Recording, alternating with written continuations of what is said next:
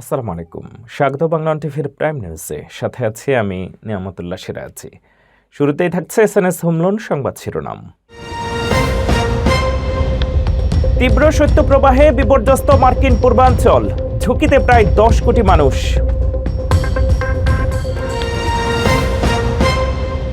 সীমান্ত নিরাপত্তা জোরদারে মিত্র রাষ্ট্রগুলোর সঙ্গে অপরাধ তথ্য বিনিময় করবে যুক্তরাষ্ট্র। ইরানের আয়ের উৎস বন্ধে 15 প্রতিষ্ঠান ও 14 জাহাজে মার্কিন নিষেধাজ্ঞা।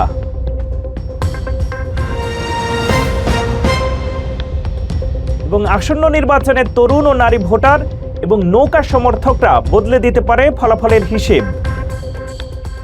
এতক্ষণ শুনছিলেন শিরোনাম, এবারে বিস্তারিত। মার্কিন যুক্তরাষ্ট্রের পূর্বাঞ্চলে তীব্র শৈত্যপ্রবাহে বিপর্যস্ত প্রায় 10 কোটি মানুষ। উত্তর পূর্বাঞ্চলে চলতি মৌসুমের সবচেয়ে বিপজ্জনক ঠান্ডা বাতাস বইছে। নিউ ইয়র্ক সহ একাধিক রাজ্যে জারি রয়েছে চরম ঠান্ডার সতর্কতা। ঝড়ো হাওয়ার কারণে অনুভূত তাপমাত্রা -20 থেকে -40 ডিগ্রি পর্যন্ত নামতে পারে, যা স্বাস্থ্যের জন্য মারাত্মক ঝুঁকিপূর্ণ। যুক্তরাষ্ট্রের পূর্বাঞ্চল জুড়ে চরম শীতের সতর্কতা জারি করা হয়েছে। আগামী কয়েকদিনে অন্তত 10 কোটি মানুষ বিপজ্জনক ঠান্ডার মুখোমুখি হতে চলেছেন। আবহাওয়াবিদদের মতে এটি চলতি মৌসুমের সবচেয়ে ঠান্ডা বাতাস হতে পারে অনেক অঞ্চলের জন্য, বিশেষ করে উত্তর পূর্বাঞ্চলে। মিশিগান ও উত্তর ওহাইওতে বাতাসের সঙ্গে অনুভূত তাপমাত্রা নেমে যেতে পারে -20 ডিগ্রি ফারেনহাইটে, আর দক্ষিণ ওহাইও ও পশ্চিম ভার্জিনিয়ায় তা হতে পারে -10 ডিগ্রি। এমনকি ভার্জিনিয়ার রিচমন্ড এলাকাতেও শূন্যের নিচে উইন্ডচিল অনুভূত হওয়ার আশঙ্কা রয়েছে। নিউ ইয়র্ক সিটিতে উইন্ডচিল -20 ডিগ্রি, আর আপস্টেট নিউ ইয়র্কের সারানাক লেক এলাকায় তা -40 ডিগ্রি ফারেনহাইট পর্যন্ত নামতে পারে। এই ধরনের ঠান্ডায় খোলা ত্বকে মাত্র 10 মিনিটের মধ্যেই ফ্রস্টবাইট হতে পারে বলে সতর্ক করছেন বিশেষজ্ঞরা। এই তীব্র শীতের মূল কারণ হল ঘন্টায় 30 থেকে 50 মাইল বেগে বইতে থাকা প্রবল বাতাস, যা শনিবার নাগাদ সবচেয়ে বেশি প্রভাব ফেলবে। সোমবার নাগাদ বাতাস কিছুটা কমলেও ঠান্ডা অব্যাহত থাকবে। শুধু ঠান্ডাই নয়, এর সঙ্গে রয়েছে তুষারপাতও। বোস্টন ও নিউ ইংল্যান্ডের কিছু অংশে 2 থেকে 4 ইঞ্চি, আর পশ্চিম নিউ ইয়র্কের বাফেলো, রচেস্টার ও সিরাকিউজ এলাকায় 2 থেকে 5 ইঞ্চি পর্যন্ত তুষার জমতে পারে। নিউ ইয়র্ক সিটিতে হালকা তুষারপাতের সম্ভাবনা রয়েছে। তবে স্বস্তির খবর হলো, আগামী সপ্তাহের মাঝামাঝি থেকে তাপমাত্রা ধীরে ধীরে বাড়তে পারে এবং নিউ ইয়র্ক ও বোস্টনে তাপমাত্রা আবার হিমাঙ্কের ওপরে ওঠার সম্ভাবনা রয়েছে। কর্তৃপক্ষ সবাইকে উষ্ণ পোশাক পরা, অপ্রয়োজনীয়ভাবে বাইরে না যাওয়া এবং শিশু ও বয়স্ক ও গৃহহীনদের প্রতি নজর রাখার আহ্বান জানিয়েছে। মার্কিন যুক্তরাষ্ট্রের জাতীয় নিরাপত্তা জোরদারের নতুন নির্বাহী আদেশ জারি করেছেন প্রেসিডেন্ট। আদেশ অনুযায়ী হোমল্যান্ড সিকিউরিটি বিভাগ অভিবাসন যাচাই ও সীমান্ত নিরাপত্তার জন্য ফেডারেল অপরাধ সংক্রান্ত তথ্য ব্যবহারের সুযোগ পাবে। পাশাপাশি ভিসা ওয়েভারে প্রোগ্রামভুক্ত দেশসহ মিত্র রাষ্ট্রগুলোর সঙ্গে পারস্পরিক ভিত্তিতে অপরাধ সংক্রান্ত তথ্য আদান প্রদান করা হবে। মার্কিন যুক্তরাষ্ট্রের প্রেসিডেন্টের ক্ষমতা বলে একটি নতুন নির্বাহী আদেশ জারি করা হয়েছে, যার মূল লক্ষ্য হল দেশের জাতীয় নিরাপত্তা ও নাগরিকদের সুরক্ষা জোরদার করা। এই আদেশের মাধ্যমে অপরাধমূলক কর্মকাণ্ডে জড়িত ব্যক্তি, বিশেষ করে যেসব বিদেশি নাগরিক অবৈধভাবে যুক্তরাষ্ট্রে প্রবেশ করেছে বা অবস্থান করছে, তাদের শনাক্ত ও প্রতিরোধে আরও কঠোর ব্যবস্থা নেওয়া হবে। নির্বাহী আদেশে বলা হয়েছে, যুক্তরাষ্ট্রের হোমল্যান্ড সিকিউরিটি বিভাগ বা ডিএইচএস সীমান্ত নিরাপত্তা রক্ষা, অবৈধ প্রবেশ ঠেকানো, মাদক ও অস্ত্র পাচার রোধ এবং সন্ত্রাসী ও মানব পাচারকারীদের শনাক্ত করার দায়িত্ব পালন করবে। এই লক্ষ্য পূরণে ডিএইচএসকে সর্বোচ্চ আইনগত সীমার মধ্যে ফেডারেল অপরাধ সংক্রান্ত তথ্য বা criminal history record information CHRI ব্যবহারের অনুমতি দেওয়া হয়েছে। এছাড়া আদেশ অনুযায়ী যুক্তরাষ্ট্রের অ্যাটর্নি জেনারেল বিচার বিভাগের কাছে থাকা অপরাধ সংক্রান্ত তথ্য ডিএইচএস এর সঙ্গে শেয়ার করবেন, যাতে অভিবাসন যাচাই ও ভেটিং প্রক্রিয়া আরও শক্তিশালী করা যায়। নির্বাহী আদেশের আরেকটি গুরুত্বপূর্ণ দিক হল ভিসা ওয়েভার প্রোগ্রামভুক্ত দেশগুলো সহ যুক্তরাষ্ট্রের বিশ্বাসযোগ্য মিত্র দেশগুলোর সঙ্গে অপরাধ সংক্রান্ত তথ্য বিনিময়। এই তথ্য আদান প্রদান হবে পারস্পরিক ভিত্তিতে এবং নির্দিষ্ট চুক্তির আওতায়, যাতে ব্যক্তিগত গোপনীয়তা ও আইনি সুরক্ষা বজায় থাকে। তবে আদেশে স্পষ্ট করা হয়েছে এটি কোনো ব্যক্তি বা সংস্থার জন্য নতুন আইনি অধিকার তৈরি করে না এবং বিদ্যমান আইন ও বাজেটের সীমার মধ্যেই বাস্তবায়িত হবে। এই নির্বাহী আদেশটি 2026 সালের 6 ফেব্রুয়ারি হোয়াইট হাউস থেকে জারি করা হয়। যুক্তরাষ্ট্র ইরানের তথাকথিত শ্যাডো ফ্লিট ও তেল পেট্রোকেমিক্যালে বাণিজ্যে জড়িত 15টি প্রতিষ্ঠান, 14টি জাহাজ ও 2 ব্যক্তির উপরে নতুন নিষেধাজ্ঞা আরোপ করেছে। ওয়াশিংটনের দাবি, এসব নিষেধাজ্ঞার লক্ষ্য ইরানের প্রধান আয়ের উৎস বন্ধ করে সন্ত্রাসী অর্থ যোগান রোধ করা। যুক্তরাষ্ট্র ইরানের তেল ও পেট্রোকেমিক্যাল রপ্তানি নেটওয়ার্কের বিরুদ্ধে নতুন করে কঠোর নিষেধাজ্ঞা আরোপ করেছে। মার্কিন পররাষ্ট্র দফতর জানায়, এই পদক্ষেপের লক্ষ্য হল ইরানের তথাকথিত শ্যাডো ফ্লিট এবং সেই সব কোম্পানি ও ব্যক্তিদের কার্যক্রম বন্ধ করা যারা ইরানি তেল ও পেট্রোকেমিক্যাল বিক্রির মাধ্যমে তেহরান সরকারকে আর্থিক সহায়তা দিয়ে আসছে। এই অভিযানের অংশ হিসেবে যুক্তরাষ্ট্র 14টি জাহাজকে ব্লকড প্রপার্টি হিসেবে চিহ্নিত করেছে। এসব জাহাজ বিভিন্ন দেশের পতাকা ব্যবহার করে গোপনে ইরানি তেল, পেট্রোলিয়াম পণ্য ও পেট্রোকেমিক্যাল বহন করছিল। পাশাপাশি ইরান উৎপত্তির জ্বালানি ও পেট্রোকেমিক্যাল পণ্যের বাণিজ্যে জড়িত 15টি প্রতিষ্ঠান এবং সংশ্লিষ্ট 2 ব্যক্তির ওপর নিষেধাজ্ঞা দেওয়া হয়েছে। মার্কিন পররাষ্ট্র দফতরের অভিযোগ, ইরান সরকার নিজেদের নাগরিকদের নিরাপত্তা ও কল্যাণের চেয়ে বিদেশে সন্ত্রাসী কর্মকাণ্ডে অর্থ যোগান এবং দেশের ভেতরে শান্তিপূর্ণ বিক্ষোভ দমনে বেশি গুরুত্ব দিয়ে আসছে। তেল ও পেট্রোকেমিক্যাল রপ্তানি ইরানের প্রধান আয়ের উৎস হওয়ায় এই খাতকে লক্ষ্য করেই নিষেধাজ্ঞা জোরদার করা হয়েছে। নিষেধাজ্ঞাভুক্ত প্রতিষ্ঠান ও জাহাজগুলো সংযুক্ত আরব আমিরাত, তুরস্ক, চীন, ভারত, কাজাখস্তান সহ একাধিক দেশে কার্যক্রম চালাচ্ছিল। অনেক জাহাজ ভুয়া পতাকা ব্যবহার, ট্র্যাকিং সিস্টেম বন্ধ রাখা এবং গন্তব্য গোপন করার মতো ঝুঁকিপূর্ণ কৌশল নিয়েছে বলে অভিযোগ। মার্কিন কর্তৃপক্ষ জানায়, এসব নিষেধাজ্ঞার ফলে যুক্তরাষ্ট্রে থাকা সংশ্লিষ্ট ব্যক্তি ও প্রতিষ্ঠানের সব সম্পদ জব্দ করা হবে এবং মার্কিন নাগরিকদের তাদের সঙ্গে কোনো ধরনের লেনদেন নিষিদ্ধ থাকবে। তবে আইন মেনে আচরণ পরিবর্তন করলে ভবিষ্যতে নিষেধাজ্ঞা প্রত্যাহারের সুযোগও থাকবে বলে জানানো হয়েছে। রিপাবলিকানদের নতুন কর ছাড়ের ফলে অ্যামাজনের 2025 সালের কর মাত্র $1.2 বিলিয়ন হয়েছে, যা আগের বছরের 9 বিলিয়নের তুলনায় 87% কম। কোম্পানি জানিয়েছে, নতুন ডিপ্রিসিয়েশন ও গবেষণা উন্নয়ন ছাড়ের কারণে কর কম দেখানো হলেও প্রকৃত অর্থে ভবিষ্যতে করের মোট পরিমাণ অপরিবর্তিত থাকবে। রিপাবলিকানদের নতুন কর ছাড়ের কারণে অ্যামাজনের করের বোঝা ব্যাপকভাবে কমেছে। কোম্পানির সাম্প্রতিক সরকারি ফাইলিং অনুযায়ী 2025 সালে অ্যামাজনের করের খরচ মাত্র $1.2 বিলিয়ন, যা আগের বছরের $9 বিলিয়ন তুলনায় 87% কম। এছাড়া অ্যামাজনের লাভ বেড়েছে 45%, প্রায় $90 বিলিয়ন পর্যন্ত। এই কমানোর মূল কারণ হলো রিপাবলিকানদের ওয়ান বিগ বিউটিফুল বিল সংক্রান্ত নতুন ডিপ্রিসিয়েশন ছাড়, যা বিশেষভাবে গুরুত্বপূর্ণ অ্যামাজনের জন্য। কোম্পানিটি ক্রমবর্ধমান ডেলিভারি নেটওয়ার্ক ও কৃত্রিম বুদ্ধিমত্তা ডেটা সেন্টার নির্মাণে $1 বিলিয়ন বিনিয়োগ করছে। এছাড়া গবেষণা ও উন্নয়ন খাতে কর ছাড়ও কিছুটা সহায়ক হয়েছে।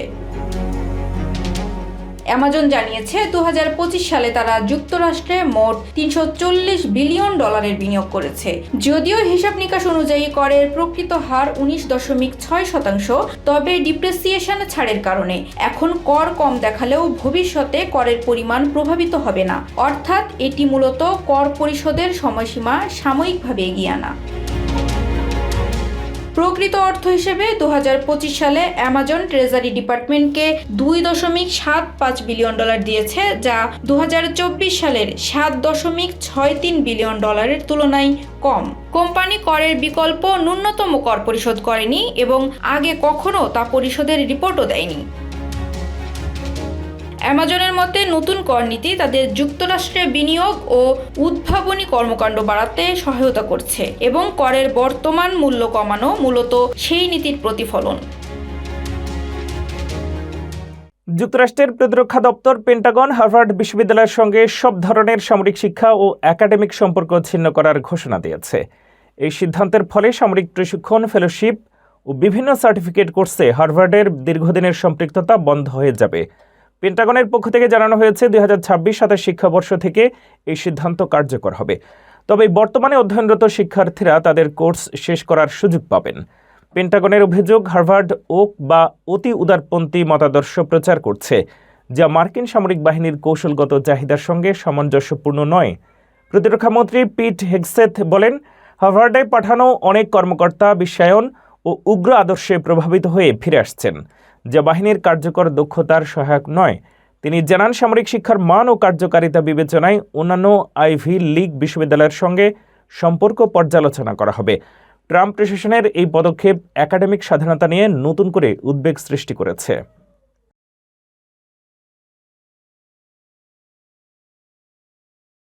আসন্ন জাতীয় সংসদ নির্বাচনে তরুণ ভোট, নারী ভোটারদের উপস্থিতি এবং আওয়ামী লীগের নৌকা সমর্থকদের অবস্থান বড় ফ্যাক্টর হয়ে উঠতে পারে। বিশ্লেষকদের মতে, প্রথমবার ভোট দেওয়া তরুণদের অংশগ্রহণ, নিরাপত্তা পরিস্থিতি এবং সামাজিক যোগাযোগ মাধ্যমের প্রভাব মিলিয়ে অনেক আসনে জয় পরাজয়ের হিসাব বদলে যেতে পারে। আসন্ন জাতীয় সংসদ নির্বাচনকে ঘিরে বাংলাদেশে কয়েকটি গুরুত্বপূর্ণ ফ্যাক্টর ভোটের হিসাব পাল্টে দিতে পারে বলে মনে করছেন বিশ্লেষকরা। এর মধ্যে সবচেয়ে আলোচিত বিষয় হলো তরুণ ভোট। এবারের নির্বাচনে মোট ভোটারের প্রায় 30% তরুণ, যাদের বড় একটি অংশ প্রথমবার ভোট দিতে যাচ্ছে। নিরাপত্তা, দ্রব্যমূল্য, কর্মসংস্থান, দুর্নীতি দমন, নারীর নিরাপত্তা ও বাক স্বাধীনতা, এই বিষয়গুলো তরুণদের কাছে সবচেয়ে গুরুত্বপূর্ণ হয়ে উঠেছে। বিশ্লেষকদের মতে, আগের 3 নির্বাচনে ভোটের প্রকৃত চিত্র স্পষ্ট না হওয়ায় তরুণ ভোটারদের রাজনৈতিক ঝোঁক এখনও অনিশ্চিত। ফলে এই ভোটাররাই জয় পরাজয়ের প্রধান নিয়ামক হতে পারে। একই সঙ্গে নারী ভোটারদের উপস্থিতিও বড় ফ্যাক্টর। দেশের মোট ভোটারের অর্ধেক নারী হলেও ভোটের দিন আইনশৃঙ্খলা পরিস্থিতি অনুকূল না হলে তাদের অংশগ্রহণ কমে যেতে পারে, যা নির্বাচনের ফলকে প্রভাবিত করবে। আরেকটি গুরুত্বপূর্ণ বিষয় হলো নৌকার ভোট। কার্যক্রম নিষিদ্ধ আওয়ামী লীগ নির্বাচনে অংশ না নিলেও তাদের সমর্থক ভোটাররা অনেক আসনে ফল নির্ধারণে প্রভাব ফেলতে পারে। বিশ্লেষকদের ধারণা, এসব ভোটার মন্দের ভালো বিবেচনায় ভোট দিতে পারেন, যা কিছু আসনে মার্জিন বদলে দিতে পারে। এছাড়া ধর্মের ব্যবহার, সামাজিক যোগাযোগ মাধ্যমে প্রচার অপপ্রচার এবং এআই নির্ভর ভুয়া তথ্য ভোটের দিন বড় প্রভাব ফেলতে পারে। সব মিলিয়ে এবারের নির্বাচনকে ঘিরে অনিশ্চয়তা যেমন বেশি, তেমনি ফ্যাক্টরও বহুমাত্রিক। বিএনপির চেয়ারম্যান তারেক রহমান বলেছেন, আসন্ন নির্বাচনে দলটি জয়ের ব্যাপারে আত্মবিশ্বাসী এবং জামায়াতে ইসলামীর সঙ্গে জোট সরকার গঠনের কোনো পরিকল্পনা নেই। তিনি জানান, রাজনৈতিক প্রতিপক্ষকে বিরোধী দলে রাখাই গণতন্ত্রের জন্য জরুরি বলে বিএনপির অবস্থান। বিএনপির চেয়ারম্যান তারেক রহমান বলেছেন, আসন্ন জাতীয় সংসদ নির্বাচনে তার দল জয়ের ব্যাপারে আত্মবিশ্বাসী এবং জামায়াতে ইসলামীর সঙ্গে জোট সরকার গঠনের কোনো পরিকল্পনা নেই। শুক্রবার লন্ডন থেকে দেশে ফেরার পর ঢাকায় দলীয় কার্যালয়ে বার্তা সংস্থা রয়টার্সকে দেওয়া সাক্ষাৎকারে তিনি এসব কথা বলেন। তারেক রহমান বলেন, রাজনৈতিক প্রতিপক্ষের সঙ্গে সরকার গঠন করলে বিরোধী দল থাকবে না, যা গণতন্ত্রের জন্য ক্ষতিকর। জামায়াত যদি বিরোধী দলে থাকে তাহলে তারা দায়িত্বশীল বিরোধী দলের ভূমিকা পালন করবে, এমন প্রত্যাশার কথাও জানান তিনি। আগামী 12 ফেব্রুয়ারি অনুষ্ঠিতব্য নির্বাচনে বিএনপির প্রধান প্রতিদ্বন্দ্বী হিসেবে ইসলামপন্থী দল জামায়াতে ইসলামীর নাম উঠে এসেছে। অতীতে 2001 থেকে 2006 সালে 2 দল একসঙ্গে সরকার পরিচালনা করলেও এবার সে সম্ভাবনা নাকচ করেছে বিএনপি।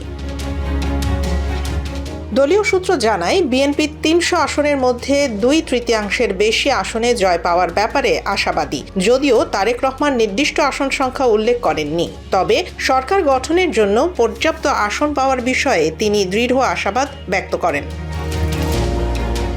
সাম্প্রতিক জনমত জরিপগুলোতে বিএনপির এগিয়ে থাকার আভাস মিললেও জামায়াত নেতৃত্বাধীন জোট ও তরুণদের সমর্থিত নতুন রাজনৈতিক শক্তির চ্যালেঞ্জকেও গুরুত্বের সঙ্গে দেখা হচ্ছে। যুক্তরাজ্যে যেতে ইচ্ছুক বাংলাদেশিদের জন্য নতুন বার্তা দিয়েছে ঢাকার ব্রিটিশ হাইকমিশন। জানানো হয়েছে, আগামী 25 ফেব্রুয়ারি 2026 থেকে যুক্তরাজ্যের ভিসা কার্যক্রম পুরোপুরি ডিজিটাল হবে। এদিন থেকে পাসপোর্টে স্টিকার নয়, ভ্রমণকারীরা পাবেন শুধু ই ভিসা। বিস্তারিত জানতে gov.uk/e-visa ওয়েবসাইটে ভিজিটের আহ্বান। যুক্তরাজ্যে যেতে ইচ্ছুক বাংলাদেশিদের জন্য গুরুত্বপূর্ণ নতুন বার্তা দিয়েছে ঢাকায় অবস্থিত ব্রিটিশ হাইকমিশন। এতে জানানো হয়েছে আগামী 25 ফেব্রুয়ারি 2026 থেকে যুক্তরাজ্যের ভিসা কার্যক্রম নতুন ডিজিটাল ব্যবস্থায় পরিচালিত হবে। ব্রিটিশ হাইকমিশনের পক্ষ থেকে বলা হয়, ওই তারিখের পর যুক্তরাজ্যে ভ্রমণের জন্য যাদের ভিসা প্রয়োজন তারা আর পাসপোর্টে ভিসা স্টিকার পাবেন না। পরিবর্তে সব আবেদনকারীর জন্য চালু করা হবে ই-ভিসা ব্যবস্থা। ভিসার সব তথ্য অনলাইনে সংরক্ষিত থাকবে এবং ভ্রমণের সময় ডিজিটালভাবেই যাচাই করা হবে। হাইকমিশন জানায়, এই পরিবর্তনের ফলে ভিসা প্রক্রিয়া আরও সহজ, দ্রুত ও নিরাপদ হবে। একই সঙ্গে কাগজপত্র ও পাসপোর্ট হারানোর ঝুঁকিও কমবে বলে আশা করা হচ্ছে। নতুন এই ডিজিটাল অভিবাসন ব্যবস্থার অংশ হিসেবেই যুক্তরাজ্য সরকার ই-ভিসা চালু করছে। ব্রিটিশ কর্তৃপক্ষ আবেদনকারীদের যথাসময়ে নতুন নিয়ম সম্পর্কে জানার এবং প্রয়োজনীয় প্রস্তুতি নেওয়ার আহ্বান জানিয়েছে। ই-ভিসা সংক্রান্ত বিস্তারিত নির্দেশনা ও হালনাগাদ তথ্য জানতে যুক্তরাজ্য সরকারের অফিসিয়াল ওয়েবসাইট gov.uk/e-visa ভিজিট করার অনুরোধ করা হয়েছে। হাইকমিশনের এই ঘোষণাকে যুক্তরাজ্য ভ্রমণ প্রত্যাশী বাংলাদেশিদের জন্য একটি গুরুত্বপূর্ণ পরিবর্তন হিসেবে দেখা হচ্ছে। শেষ করছি বিনোদন সংবাদ দিয়ে।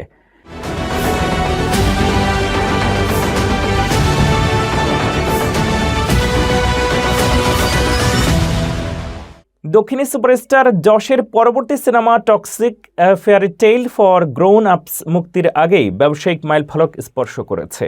আগামী 19 মার্চ মুক্তির কথা থাকলেও ছবিটির তেলুগু স্বত্ব ইতিমধ্যেই রেকর্ড 120 কোটি রুপিতে বিক্রি হয়ে গেছে, যা কোনো তেলুগু ছবির ক্ষেত্রে সর্বোচ্চ। প্রযোজক দিল রাজু জানিয়েছে, যশের জনপ্রিয়তা কেজিএফ চ্যাপ্টার 2-র পর অভাবনীয়ভাবে বেড়েছে এবং ভক্তরা 4 বছর ধরে তার পরবর্তী ছবি দেখার জন্য অধীর আগ্রহে ছিলেন। গত 8 জানুয়ারি যশের জন্মদিনে টিজার প্রকাশের পর কিছু দৃশ্যকে অশালীন ব্যাখ্যা দিয়ে বিতর্ক সৃষ্টি হয়েছে। কর্ণাটক রাজ্য নারী কমিশন সিবিএফসিকে বিষয়টি খতিয়ে দেখতে জানিয়েছে। ছবিতে যশের সঙ্গে অভিনয় করেছেন রুক্মিণী বসন্ত, নয়নতারা, কিয়ারা আদভানি, তারা সুতারিয়া, হুমা কুরেশি, অক্ষয় ওবেরয় ও সুদেব নায়ার। পরিচালনা করেছেন জাতীয় পুরস্কার জয়ী গীতু মোহনদাস।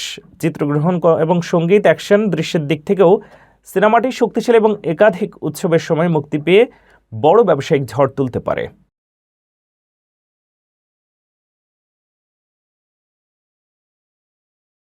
এই ছিল বাংলাদেশ টিভির প্রাইম নিউজে। পরবর্তী প্রাইম নিউজ দেখার আমন্ত্রণ জানিয়ে শেষ করছি এখানেই। এতক্ষণ সাথে থাকার জন্য ধন্যবাদ।